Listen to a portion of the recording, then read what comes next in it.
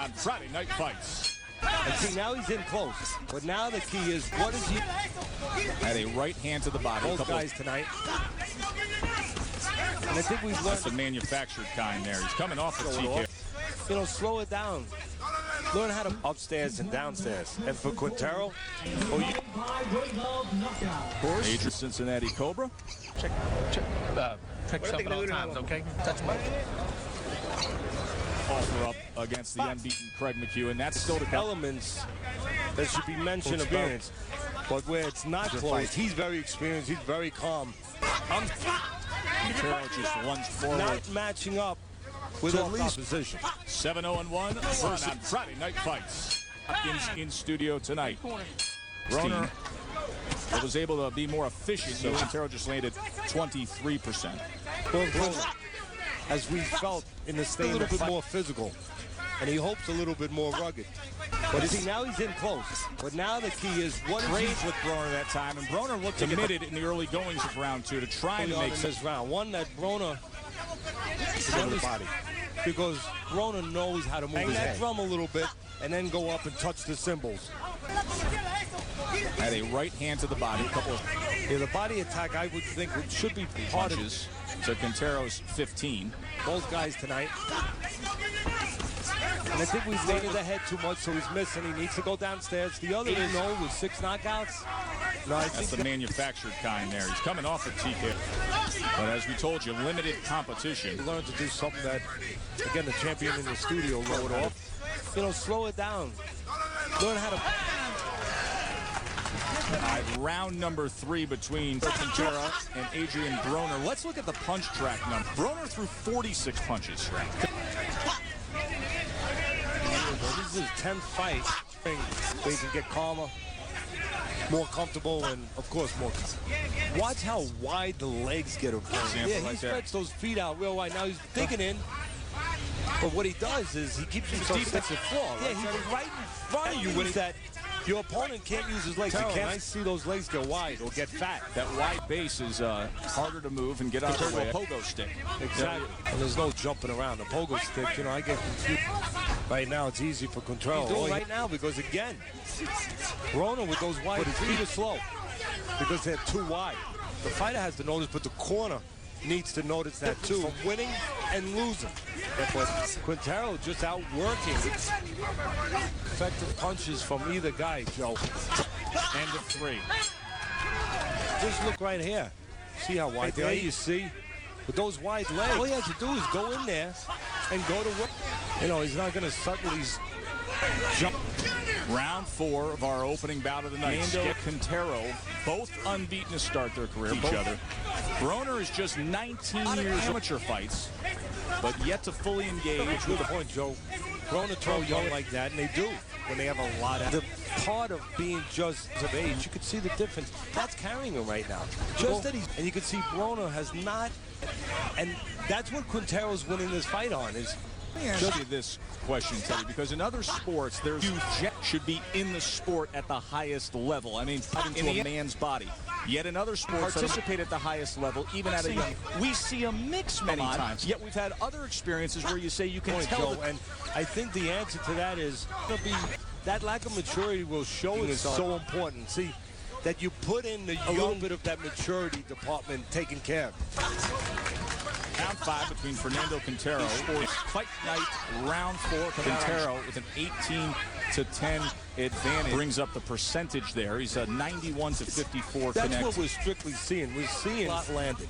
And again, you saw the referee punching away, maybe the more accurate way to really. Matter of fact, Quintero did something smart. He stepped out of range. And he kind of left Broner shadow box. Timing and speed. Let's bring in the point of effective punches that many times is lost on them. Yes, I heard that earlier. But nothing pinpoint.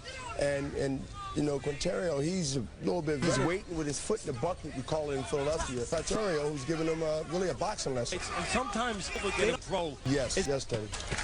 Now 2 fights in a row. Well, we know both these fights was 32 of 9 round on point. That's why people still beat everything up. Maybe he has ability. Quick plan. You need room. That ability. I was trying to do. Broner, but not Short where right. the transition, and you calm and you just Broner hasn't made the transition to the southpaw. 2 rounds to go. In black with 29 without a loss. That's both men coming in. Who handles it better now? But another maybe has broken Right down. hand. Not Same thing. Does not have ring small. McEwen is the trained and managed fighter. McEwen. No, yeah, sort of. Yeah, and Broner was reset there. now by Broner. Best punch landed under the netting. Perhaps trails on Teddy's scorecard 8-0. And you know that little edge if they want to make things favoring Broner. Hometown is Fernando Vargas. Quick hands.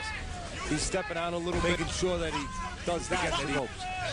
It starts to show up at some point. Fight And with Quintero not he's not having fully engaged either. Turn to Fort Worth on Friday. When Adrien Broner faced off against Fernando Quintero on April 3, 2010, it was supposed to be another step in Broner's rise through the lightweight ranks, a showcase of speed, swagger, and skill.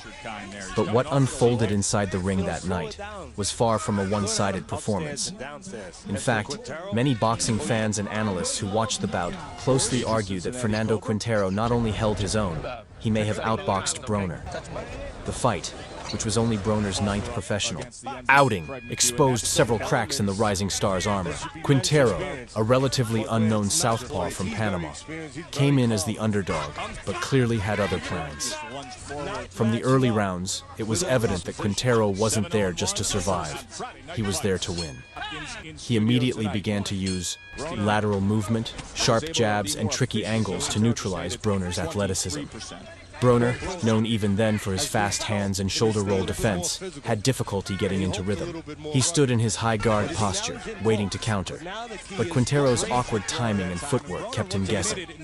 Time and time again, Quintero would beat Broner to the punch, especially with his right jab and straight left. He circled, away from Broner's power hand, and used his southpaw stance intelligently.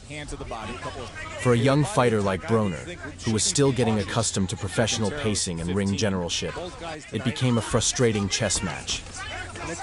The key mistake Broner made in this fight was one that would haunt him in many later fights as well: low output and overconfidence. He spent too much time posturing, too much time looking for the perfect counter, and not enough time actually letting his hands go. Meanwhile, Quintero was doing the exact opposite, punching in combinations, throwing to the head and body, and making Broner react. Broner would occasionally land a flashy right hand or a sharp uppercut, but those moments were too few and far between. He wasn't able to impose his will or dominate the exchanges. What Quintero did so well was not allow Broner to fight at his preferred pace. He kept things messy, active, and unpredictable, and that's why this fight felt so close.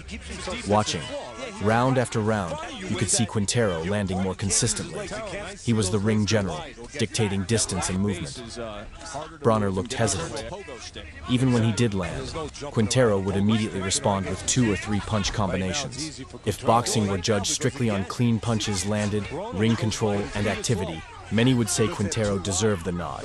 But as we've seen time and again in boxing, the business side of the sport can sometimes tilt things in favor of the A-side fighter, the prospect with the bright future.